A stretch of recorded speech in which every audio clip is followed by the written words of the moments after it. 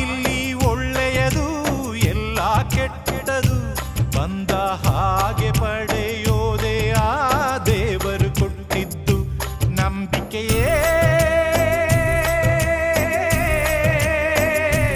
ಇಂಥ ಊರು ಬಿಟ್ಟವರ ಕಾಯೋ ಊರುಗೋರು, ಆದರೆ ಮೂರು ಬಿಟ್ಟವರ ಮುಂದೆ ಬೂಡ ಮೇಲು.